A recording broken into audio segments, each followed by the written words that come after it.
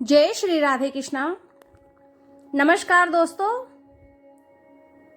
स्वागत है आपका आपके अपने YouTube चैनल ऑफिशियल भक्ति भावना में। तो दोस्तों, जहां पिछली कथा समाप्त हुई थी वहां से आगे की अद्भुत कथा प्रारंभ होती है। भगवान शिव और माता पार्वती कैलाश पर्वत लौट चुके थे। माता पार्वती के मन में अब भी मृत्युलोक की बातें घूम रही थी। उन्होंने संसार की स्त्रियों का दुख, पीड़ा और मातृत्व का प्रेम अपनी आंखों से देखा था। एक दिन माता पार्वती भगवान शिव से बोली, प्रभु, मृत्युलोक में लोग इतने दुखी क्यों हैं? कोई धन के लिए रोता है, कोई संतान के लिए, कोई रोग से परेशान है, तो कोई अपने कर्मों से दुख भोग रहा है। क्या ऐसा कोई उपाय नहीं जिससे मनुष्य के सारे दुख दूर हो जाए? भगवान शिव मुस्कुराकर बोले, हे देवी, कलयुग में मनुष्य पापों में फंस जाएगा। लोभ, मोह, क्रोध और अहंकार उसके जीवन को दुखों से भर देंगे। लेकिन एक ऐसा पवित्र महीना है जो सभी पापों को हर लेता है, वह है पुरुषोत्तम अधिमास। इतना सुनते ही माता पार्वती ने पूछा, प्रभु, यह पुरुषोत्तम अधिमास इतना महान क्यों है? तब भगवान शिव बोले, देवी, यह महीना स्वयं भगवान विष्णु को अत्यंत प्रिय है। जो मनुष्य इस महीने में श्रद्धा से पूजा, व्रत, दान और कथा सुनता है, उसके जन्म जन्मांतर के पाप नष्ट हो जाते हैं। इतना कहकर भगवान शिव माता पार्वती को एक प्राचीन कथा सुनाने लगे। बहुत समय पहले एक नगर में धनपाल नाम का एक व्यापारी रहता था। उसके पास अथाह धन संपत्ति थी, लेकिन उसका मन कभी शांत नहीं रहता था। वह हमेशा चिंता में डूबा रहता था। उसके घर में लड़ाई झगड़े होते रहते थे। संतान उसकी बात नहीं मानती थी और व्यापार में भी धीरे धीरे नुकसान होने लगा। एक दिन दुखी होकर वह जंगल की ओर चला गया। वहां उसने एक तपस्वी महात्मा को भगवान विष्णु का ध्यान करते देखा। व्यापारी ने उनके चरणों में गिरकर कहा, महाराज, मेरे पास सब कुछ है, फिर भी मेरे जीवन में सुख नहीं है। कृपया करके कोई उपाय बतलाइए। महात्मा ने ध्यान खोलकर कहा, वत्स, तुम्हारे दुखों का कारण तुम्हारे पूर्व जन्मों का पाप है। लेकिन चिंता मत करो, पुरुषोत्तम अधिमास आने वाला है।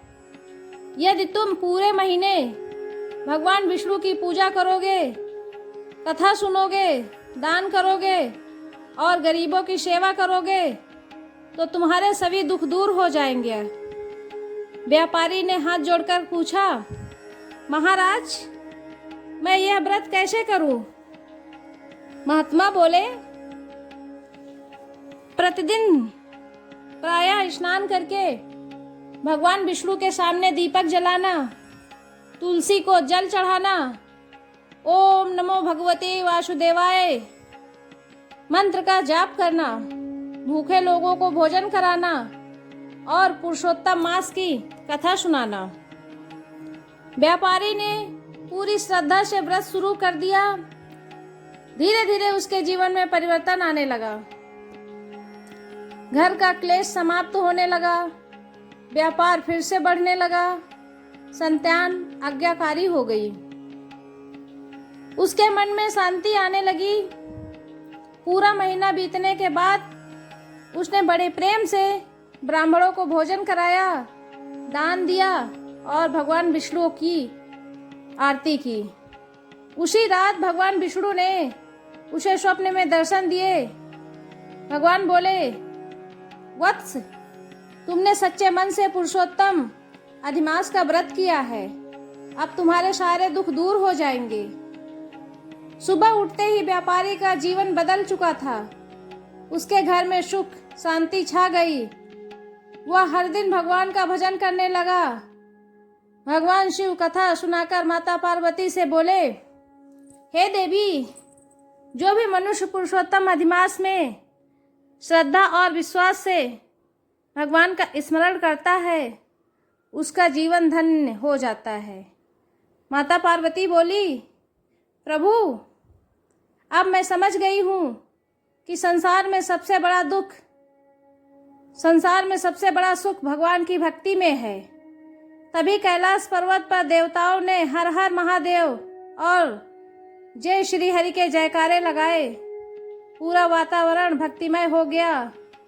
भगवान शिव बोले, जो मनुष्य इस कथा को सुनता है या सुनाता है और दूसरों तक पहुंचाता है, उसके घर में सुख समृद्धि बनी रहती है। पति पत्नी के बीच प्रेम बढ़ता है और परिवार में कभी दरिद्रता नहीं आती है। इसके बाद माता पार्वती ने भगवान शिव के साथ मिलकर भगवान विष्णु की पूजा की और कहा, हे पुरुषोत्तम अधिमास, जैसे आपने उस व्यापारी के दुख दूर किए, वैसे ही सभी भक्तों के दुख दूर करना। दोस्तों, कहते हैं उस दिन से जो भी पुरुषोत्तम अधिमास में सच्चे मन से व्रत, दान और कथा करता है, भगवान उसकी हर मनोकामना पूरी करते हैं। कथा का यहीं पे अब समापन करते हैं और मिलते हैं अगली नई कथा के साथ में। तो अगर आप लोगों को वीडियो पसंद आई है तो लाइक करें, चैनल को सब्सक्राइब करें और शेयर करें और प्रेम से सभी लोग बोलिए, जय पुरुषोत्तम भगवान की जय। हर हर महादेव। धन्यवाद।